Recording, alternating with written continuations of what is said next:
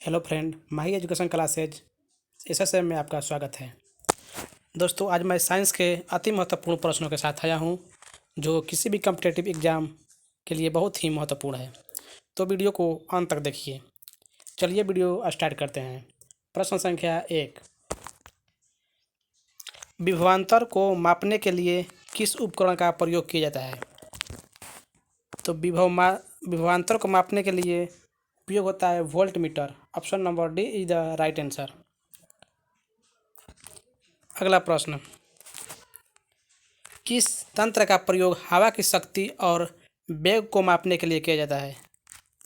तो इसका right answer होगा ऑप्शन नंबर डी, एनीमोमीटर।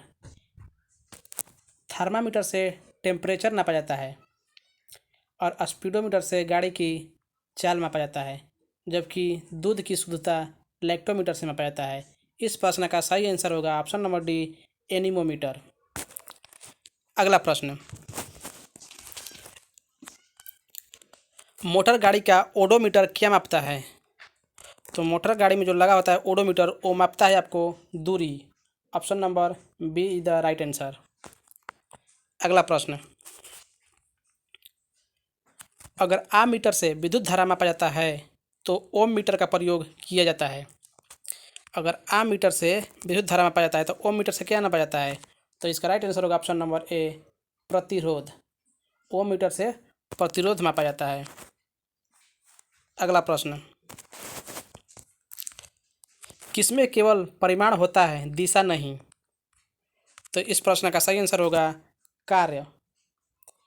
वैसी राशि जिसमें केवल परिमाण होता है, दिशा नहीं, तो वे अदिश राशि कहलाती है।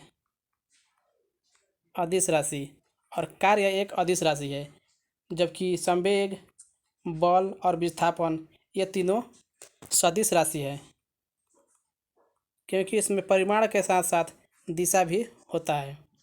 इस प्रश्न का सही आंसर होगा ऑप्शन नंबर सी, कार्य। अगला प्रश्न,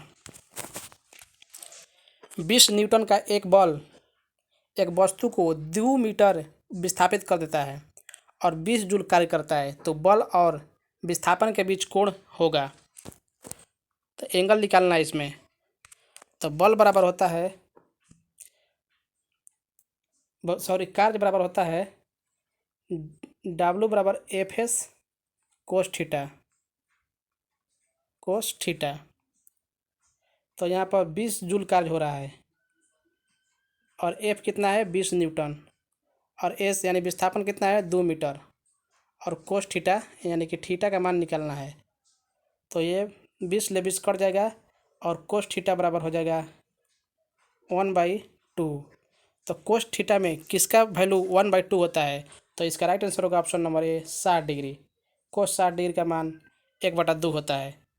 ए इज द राइट आंसर। अगला प्रश्न,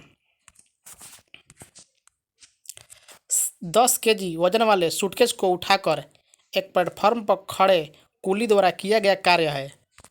तो कुली वो खड़ा है, इसलिए वस्तु को विस्थापित नहीं कर पा रहा है, तो इसका कार्य होगा 0 जूल। Option number C is the right answer. कोई कार्य नहीं होगा। अगला प्रश्न, एक वस्तु पर बल लगने के बावजूद भी किया गया कार्य शून्य होगा यदि उसका विस्थापन क्या होगा, शून्य है। अगर उसका विस्थापन शून्य है तो उसका कार्य भी शून्य होगा, क्योंकि वो वस्तु को विस्थापित करने में सक्षम नहीं है। अगला प्रश्न, कौन से संपर्क बल के कारण वस्तुओं की गति की अवस्था में परिवर्तन आता है? तो इसका राइट आंसर होगा ऑप्शन नंबर सी, घर्षण बल। घर्षण बल में परिवर्तन के कारण वस्तुओं में गति मिलती है। अगला प्रश्न, दो सतहों के बीच लगने वाला घर्षण बल बढ़ता है यानी घर्षण बल कब बढ़ता है? यदि दोनों पृष्ठों को बलपूर्वक दबाया जाए। Option number C is the right answer. और घर्षण घटता है, जब यहाँ पूछेगा घटता है, तो इसका राइट आंसर हो जाएगा ऑप्शन नंबर ए, यानी कि दो पृष्ठों के बीच स्नेहक की परत चढ़ाई जाए। जब स्नेहक की परत चढ़ाएंगे तो घर्षण बल घट जाएगा। इस प्रश्न का सही आंसर होगा ऑप्शन नंबर सी। अगला प्रश्न, तरलों द्वारा लगाया गया घर्षण बल को क्या कहते हैं? तो तरल द्वारा जो घर्षण बल लगाया जाता है उसे कहते हैं कर्षण। Option number B is the right answer.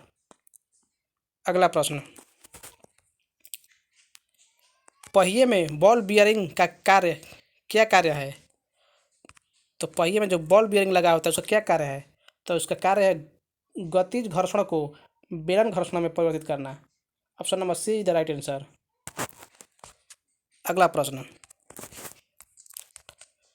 वायुमंडलीय हवा को पृथ्वी पर बनाए रखा जाता है किसके द्वारा? तो इसका राइट आंसर होगा ऑप्शन नंबर डी, गुरुत्व के द्वारा। अगला प्रश्न, कौन सा चंद्रमा के लिए सही है? तो चंद्रमा के लिए इन 4 ऑप्शनों में कौन सही है? तो इसका राइट आंसर होगा ऑप्शन नंबर बी। चंद्रमा का गुरुत्वाकर्षण बल पृथ्वी के गुरुत्वाकर्षण बल का 6ठा भाग होता है, यानी 1/6। B is the right answer. अगला प्रश्न, चंद्रमा पर निम्न की अनुपस्थिति के कारण वहाँ जीवन संभव नहीं है। तो चंद्रमा पर जल नहीं है इसलिए वहाँ जीवन संभव नहीं है। Option number C is the right answer. अगला प्रश्न, कोई व्यक्ति पृथ्वी की सतह की तुलना में चंद्रमा की सतह पर अधिक ऊंचा क्यों उछलता है? कोई भी व्यक्ति चंद्रमा की सतह पर पृथ्वी की अपेक्षा ज़्यादा उछलेगा तो उसका कारण क्या है? तो इसका कारण है चंद्रमा का गुरुत्वीय त्वरण पृथ्वी की तुलना में कम है। Option number D is the right answer. क्योंकि 1/6 भाग होता है और जब वहाँ पर गुरुत्वीय त्वरण कम होगा तो वो अपने आप ऊपर की तरफ उछलेगा। अगला प्रश्न, जब कोई वस्तु पृथ्वी से चंद्रमा पर ले जाया जाता है तो वस्तु को पृथ्वी से चंद्रमा पर ले जाएंगे तो क्या होगा? तो इसका राइट आंसर होगा ऑप्शन नंबर डी, द्रव्यमान अपरिवर्तित रहेगा। यानी द्रव्यमान में कोई परिवर्तन नहीं होगा, चाहे वस्तु को कहीं भी ले जाइए, द्रव्यमान अपरिवर्तित रहता है। अगला प्रश्न,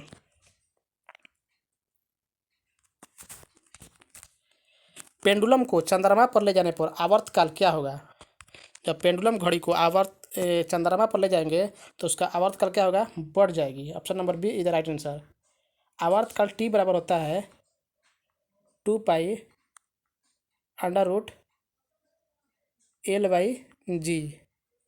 और जब चंद्रमा पर ले जाएंगे तो जी का मान क्या होगा? कम होगा। जब जी का मान कम होगा तो टी का मान यानी आवर्तकाल का मान क्या हो जाएगा? बढ़ जाएगा। Option number B is the right answer.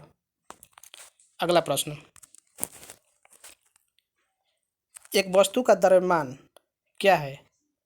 तो ऑप्शन इसका कौन होगा? तो ये मौलिक यानी मूल मात्रा यह भी सही है, भौतिक मात्रा यह भी सही है, और द्रव्यमान एक अदिश मात्रा भी, अदिश राशि भी है, ये भी सही है। तो इस प्रश्न का सही आंसर होगा ऑप्शन नंबर डी, ऑल, यानी तीनों सही है द्रव्यमान के लिए।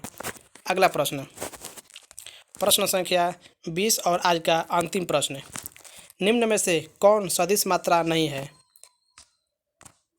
सदिश मात्रा नहीं है तो विस्थापन एक सदिश है, आवेग भी सदिश है, और बल आघूर्ण भी सदिश है। Option number D is the right answer. गति एक अदिश मात्रा है, यानी अदिश राशि है गति। तो वीडियो कैसा लगा? अच्छा लगा तो लाइक करें, शेयर करें, और चैनल पर नए हैं तो सब्सक्राइब करिए। Thank you for watching.